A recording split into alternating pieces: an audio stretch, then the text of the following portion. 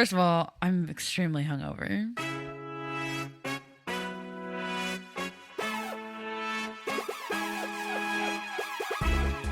Hungover? What time is it? It's almost 1 o'clock here. In the PM, afternoon? yeah. What, as in from last night? She's hungover and it's 1 p.m. It's from last night. Oh, right, not from today. No, okay. no. Oh my God, no. I was like, that is a rough morning. I went out with a bunch of people I played soccer with in college, and we just got really deep into the wine. On it like a car bonnet. Okay, I'm going to tell you this story, and we can keep it in if we want, but I just have to tell you. What is going on? Okay, so I was on this morning with the footy fellas. We love the footy fellas. The footy fellas. We live streamed us talking about women's soccer and the game during the USA New Zealand game. And if it sounds like I'm stumbling over my words right now, it's because I'm hungover. Okay, so the game was at 7:30. I decided to wake up at 5:30 to try to catch the earlier game. Woke up, was like, oh dear Lord, like, no. By the time we started recording at 7:30, I had to text Eli and be like, I don't feel well. Like, I don't know if I can make it through the whole game. We might have to just do the first half. Like, I don't really know what to do right now. Oh my God. We started recording. Everything was kind of fine. I was like, wow, I feel fine. Like, I'm a little hungover, but I don't feel like I need to puke. That's good. Woo, winner. And then like 10 minutes in, I started to get like a little hot, a little sweats. And I was like, uh-oh. I just kind of like let it pass and just kept kept hanging out. Like 5 more minutes later, I got like another like spell of sweats, and I was like, just like breathe through it. Just breathe through it. It's fine. And then all of a sudden I was like, oh my God, like I think I need to go I think I need to go puke. I like pinged them on a little private chat. I was like, guys, I think I need to puke. Like, how do I get out of here for a second? How do I do this? I like kept talking as I was trying to answer a question. Somebody was talking to me about Hope Solo. It was like a very interesting question. And I logged out and I ran to the bathroom. And as I was running to the bathroom, I like started to puke. You caught your sick. I didn't, not in my hands, in my mouth. I like felt it coming out of my mouth, and I like got to the bathroom in time. But I was like, if I had stayed on there for 20 more seconds, I would have puked on camera. And yeah. Oh, that's brilliant. Well, welcome to this week's episode of the Women's Soccer Show. Sarah, are you feeling better than you did before? I feel better. I'm not 100%, but I feel better. I think we keep that story out. No, we do not keep that story out. For everyone that's asking what story's being kept out, don't worry, you heard the story because we kept the story in. Oh, no. Today has been a crazy day at the Olympics over in Tokyo.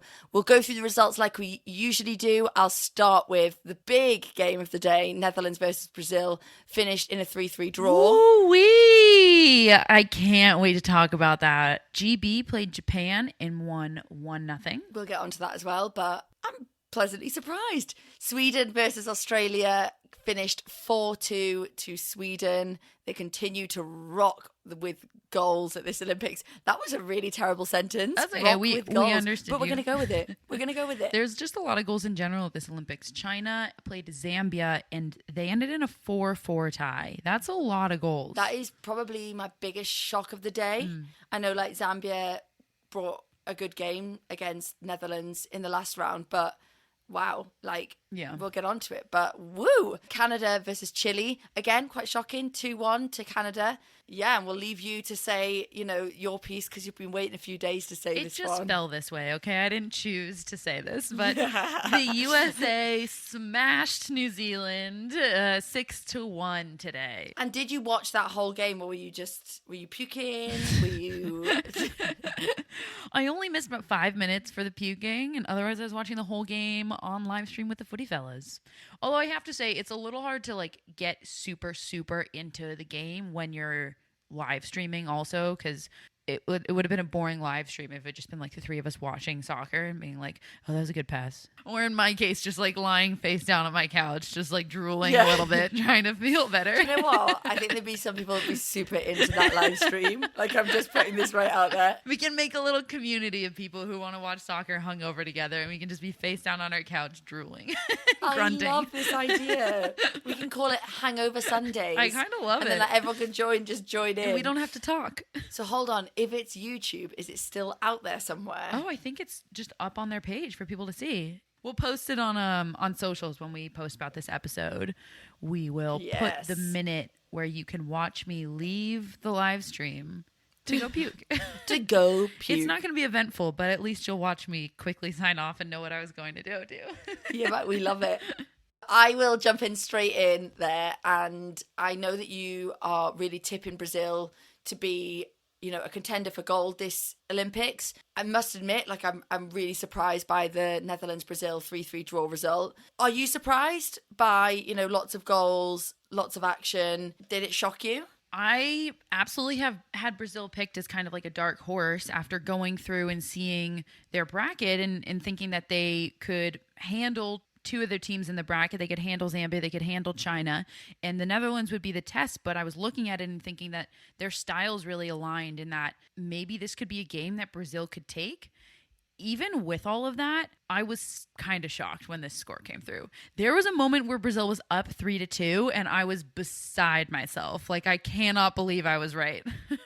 What I think it says a lot about is Brazil's experience. And even when you look at the goal scorers, Debinha, Marta, these players come with a wealth of experience, right? I think you nailed it. I think that it's their experience combined with this newfound energy and investment in their system and in the federation. Like Pia Sundhage, who used to coach the USA and then you went over to Sweden and is now with Brazil, like a very experienced coach as well, who's been in these major tournaments, who knows what she's doing, who is really invested in building this team and building this federation for the long haul. So it's not just when Marta leaves, what are we going to do?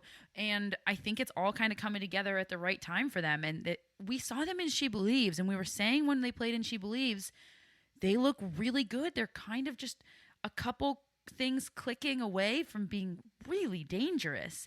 And you know what? That might just be what we're seeing here. Brazil, I said it before, their style just matched up so well to play against the Netherlands, who frankly has been weak on the defensive side. They've let in a lot of goals this tournament already. They let in a lot of goals on the lead up to this tournament. And the way Brazil plays, it's really fast and it's really creative, and it's meant to draw defenders out of their position so they can then find holes in behind. And that's exactly what they did. We talk about the benefit of, you know, those two Swedish strikers playing for the same club for an entire season and linking up so well together. Do Netherlands have the opposite problem?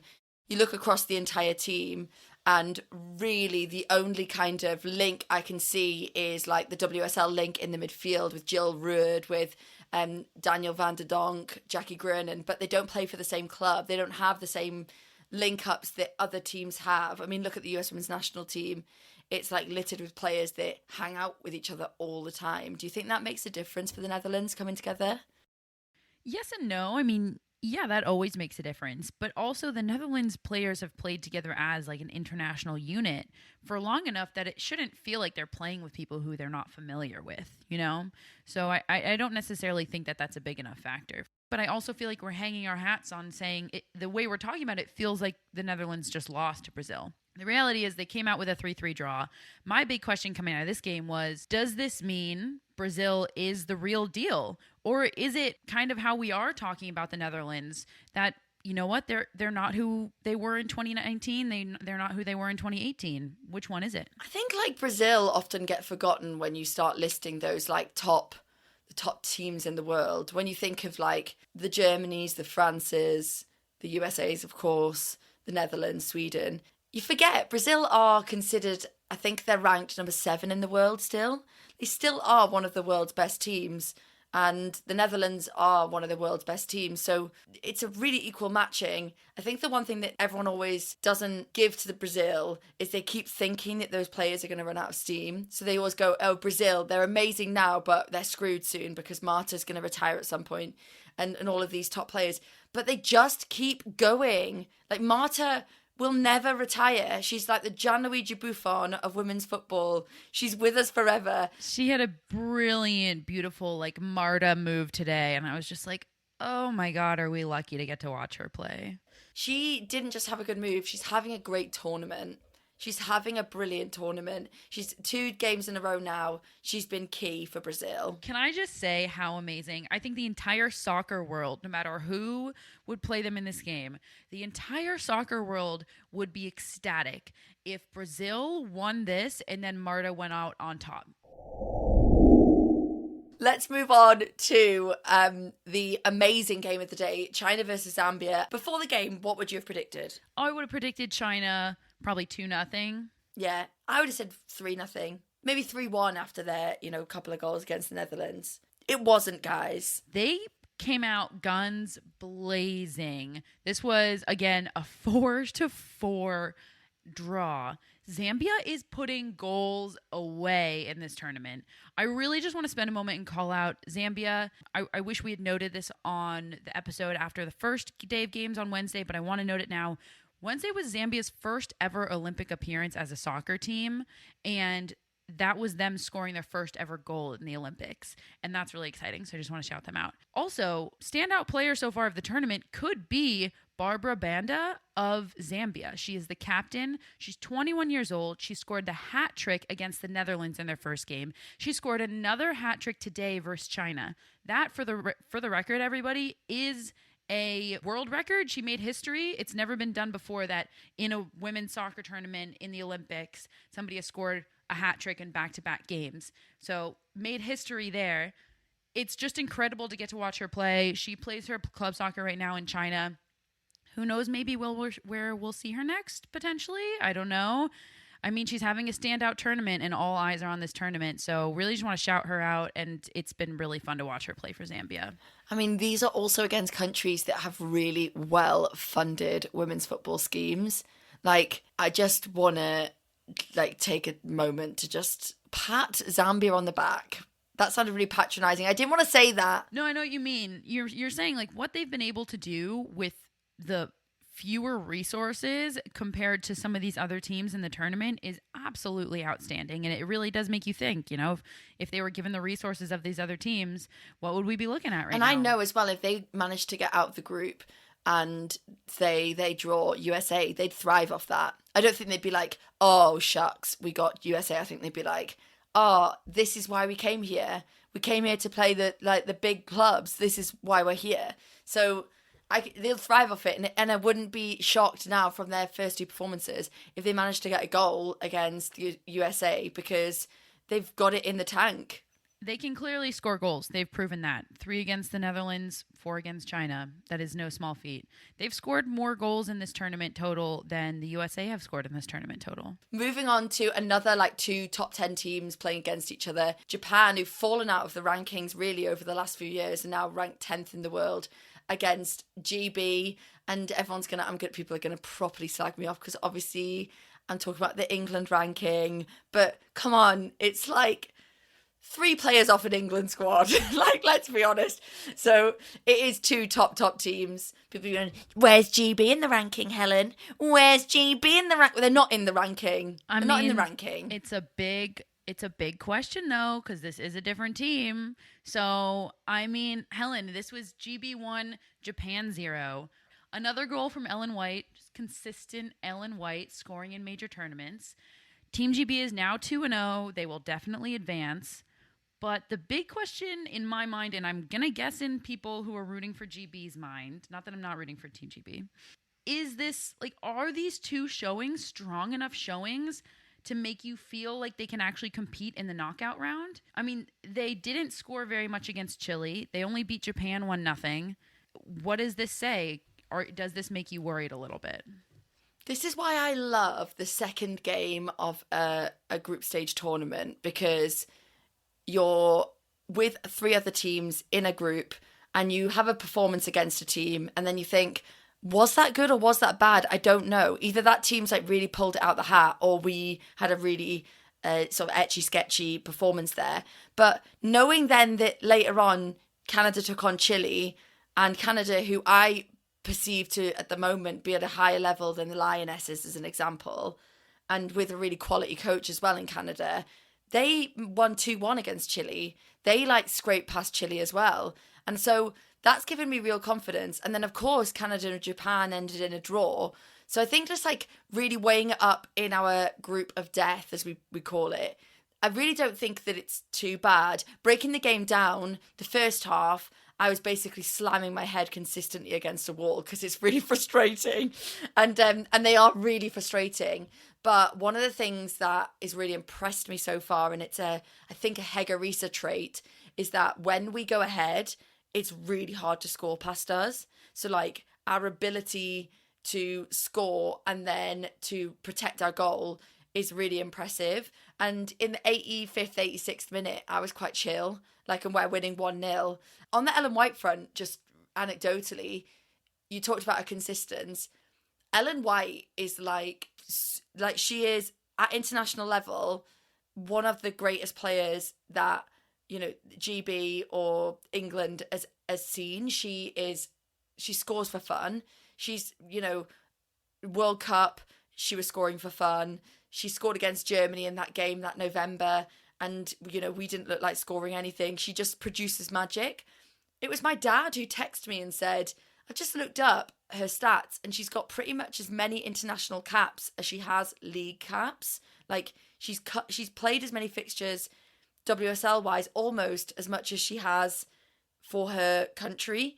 And I think that that's the thing with Ellen White, is that she really does save it for the big occasion, and she's a big occasion player. And you saw it. There was one little moment where the Japan goalkeeper got the ball and we were 1-0 up, and Ellen just was like trying to be a bit irritating. So she's trying to play the ball out, and Ellen's just like kind of getting in her way a little bit. And the Japan goalkeeper ends up getting a yellow card because she just shoves Ellen in the chest because she's just an irritant. Any goalkeeper's going to be like, you are so annoying. She's just a really irritating striker. She shows up in big games. We've seen it time and time again. This group, I think, is a perfect indication of the gap closing. We talk all the time about it. There used to be such a big gap between the top teams and how good they were, and, you know, even the 10, 11, 12 teams. And now it's the teams maybe in the top 20 that are all being competitive with each other. The level of competition is raising across the board. For us to come in here and say that GB is going to walk Chile, Canada's going to walk Chile, guess what? That is so far from what happened. That just speaks to the fact that the level of competition is rising. Hell yeah. Speaking of Chile, Canada beat Chile 2-1. I'm curious, if you were to get into the mindset of a Canadian women's national team fan, how are you feeling? You are now 1-1. You've won one game. You have tied one game. You are sitting in second place behind Team GB, and you are now facing Team GB. What are your hopes for getting out of the group? Are you feeling comfortable, confident, getting out in the number 2 spot? And what happens after that? I think what you're thinking, if you're a Canada player, is we need to work on consistency from the leading position, because 2 games in a row now we've conceded silly goals, frankly, and against GB you will be punished. And I think that they know going into the next game that all they need to do is get a point and they're through. That's all they need to do.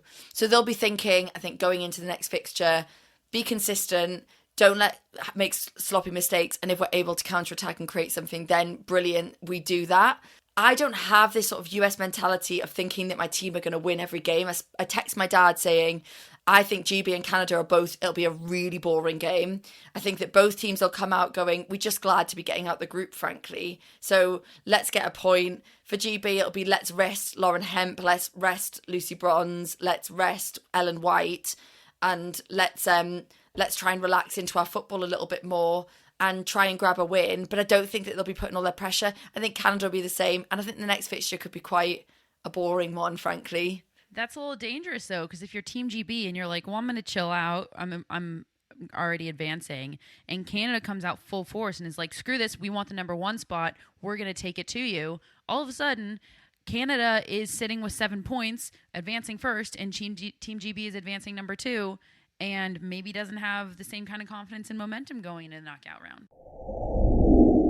Going on to Group G, USA, New Zealand finished 6-1. You obviously watched it. Do you feel, as a USA fan, like, you know, all is well? The world is right again? The dawning of a new age? Yeah, I think that they did enough to just like quell the anxiety of the USA fans.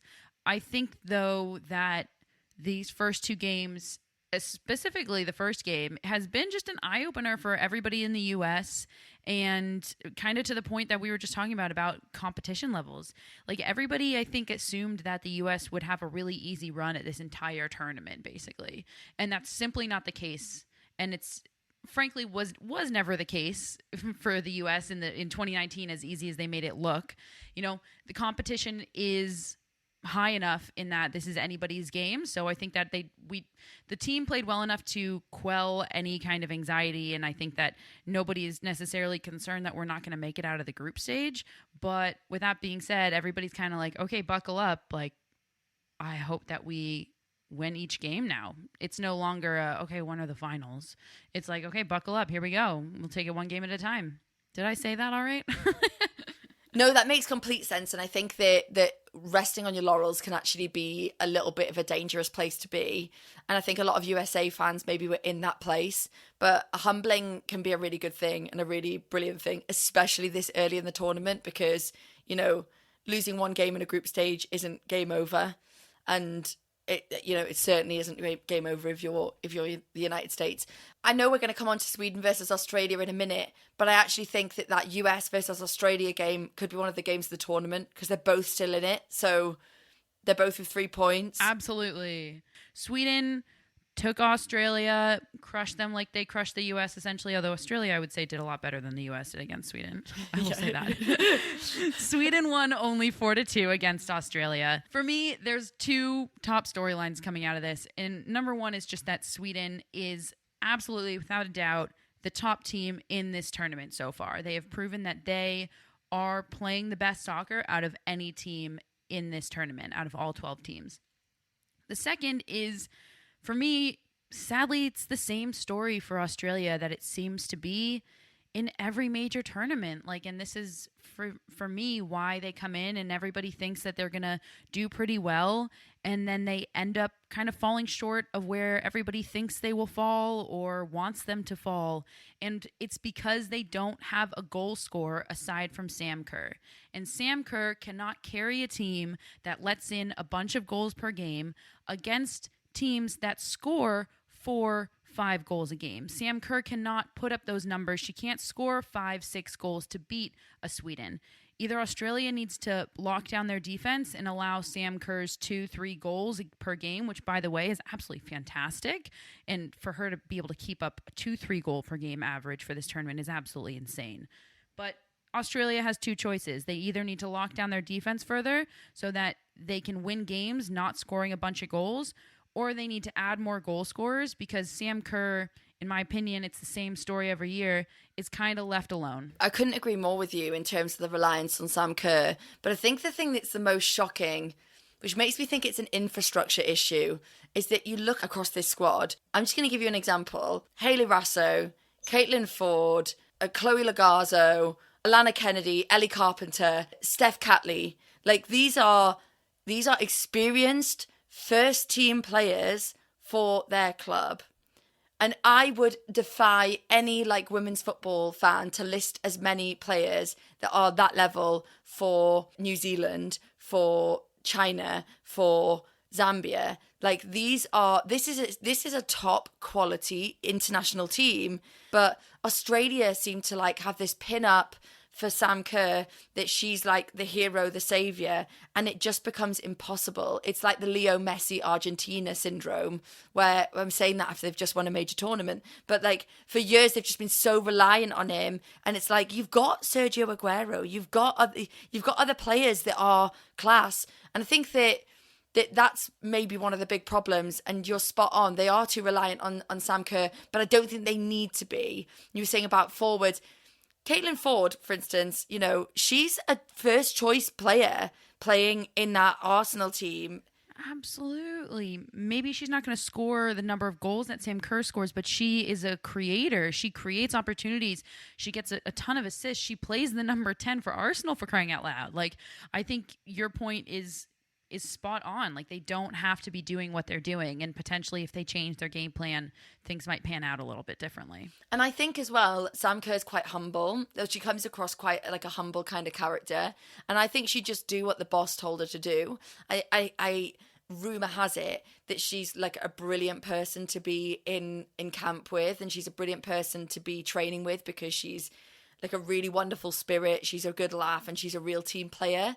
And I could just imagine them being like, Sam, what do you want us to do? And her being like, what you think is the right thing to do. I don't think she'd be arrogant, like, form the team around me, feed me. Like, I think that she wants to create a team unity, and she wants to put Australia on the map.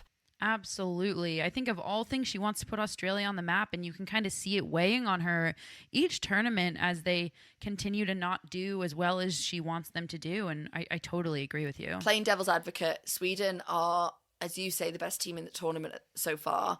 And, you know, that's coming off the back of what would have been an incredibly confidence-boosting game against the USA. So it was never going to be fun playing Sweden this game. Australia were probably dreading it, probably thinking, let's try and put them back in their box. And they bagged 2 goals. So Australia going into the final game against the US will have the bit between their teeth. And I think that will make it one of the games of the tournament. I really do think it was going to be one of the games so far. I totally agree. I'm so happy we get to talk about this now. This is basically the first game that kind of like means a lot. This is 2 teams who are going to be playing to advance. So the way this bracket has fallen is that Sweden is in first place with 6 points. We will expect them to pretty much walk New Zealand, in which case New Zealand's basically out. And right now we are left with the US and Australia both sitting at 3 points. Whoever wins this game is advancing in the number 2, and whoever loses this game, potentially advancing in number 3, potentially not advancing at all. So let me just also re-highlight that for any U.S. fans, because it's really sitting with me right now. There is a chance that the U.S. doesn't advance out of the group stage. I don't think it'll happen, but this is going to be a really fun game.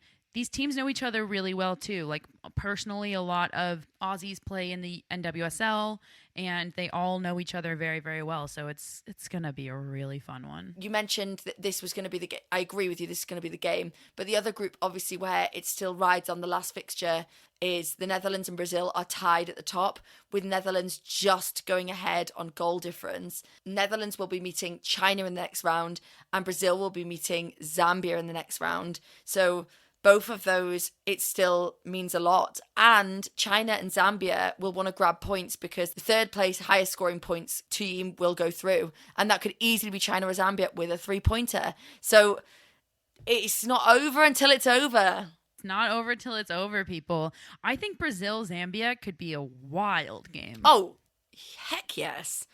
It could be amazing. And like, you've got, you know, experience and respect versus this team which are just shocking everybody with their performances. I can't wait.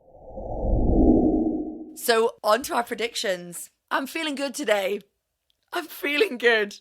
So Miedemar is on 6 goals in 2 games. Yep. She's really, you know what? I'm not upset about it. I'm really happy for Miedemar. She deserved this type of performance on a international stage. You know? Like, we know who watched the WSL, how many goals this woman can put away, and I'm really happy she's showing the entire world right now. I'm still at 1. Iwabuchi was a dark horse for me, and she did, unfortunately, just Japan came up goalless today, so none for me. Moving on to Golden Glove. I'm at 3. I have Barbara of Brazil, and Brazil tied Netherlands 3-3, so I'm at 3. 3 goals let in. And although Sweden obviously have 6 points on the map, they've also conceded 2 goals. So that's Hedvig Lindahl is minus 2 goals. So really close there. This is my girl Sam Kerr coming through for me. She's like, Sarah, you got a +3. I'll give Helen a +2 just to keep you in the running here. And we talked about the final 2 teams and who we thought could be the finalists. By the way, can we just go back to episode 1? Because how hilarious is it that I didn't work out whether Sweden and Netherlands would be able to meet? But, you know, I've gone with it anyway. On Tuesday, we're going to see how it falls and if this is actually a possibility. It was funny because I was on the radio and somebody said, like, could we meet that person? And I just thought, don't ask me. Like, they were like, GB, they were like, could GB meet so-and-so in the next round? I was like, I'm not being funny. I've said on my own freaking podcast, Sweden versus Netherlands in the final. I don't even think it's possible for them to be in the final, but... Helen's pure heart is just like, I'm going to call out the best 2 teams to be in the final, and that's who definitely will make it to the final, because nothing else could get in the way. Sweden versus Netherlands in the final. Is it possible? Probably not. Who cares? Netherlands got a draw today. Sweden won. Hopefully it's Sweden versus not Brazil or USA, and then I can win. Clean sheet. I have Brazil versus the USA. The USA confident if they can get out of the group stage that they'll get to the final. Brazil looking very strong, so I'm feeling very good. You could be totally spot on with that Brazil v USA final. Well, while we're on the subject of brackets and the tournament, just to foreshadow what we'll have coming down the pipeline, our partners, Total Football Analysis, and us are going to be releasing after the group stage a bracket on the Total Football Analysis website for everybody to go to and fill out your picks for who will make it to the finals and who will win and who will get bronze. The winner will be getting some fun prizes. We'll discuss more of that on the next episode when we get to close out the group stage and look ahead to the knockouts. How great is that? Like, this would never have happened 4 years ago, 5 years ago, whenever the last Olympics was. How great is that? No, it genuinely is. It's also very funny that you're like, hold on, can we just talk about how awesome and this thing 5 years ago, if they had that, even if it wasn't my thing, I'd be like, that is mint. That is so good. So well done to us. I totally agree. Well done to us, and well done to Total Football Analysis. No, just well done to us. I only like to clap ourselves. Well done to us. Helen, this has really made my hangover feel better. I really appreciate it. I'm feeling good now. We will obviously be back, guys, in the next few days for the next round of games. I'm actually really excited for it. Woo-hoo. If we aren't highlighting USA versus Australia, then I'm just literally going to jump out the window because we've built this up so much. Helen, that game is at 4 a.m. Get your ass out of bed, you lazy bitch. I will. No drinking for me the night before. She'll probably still be out. Thank you so much for listening to our episode 3 of the Olympics. Jesus, time is flying. I've been Helen. I've been Sarah. Thanks, everybody. Bye.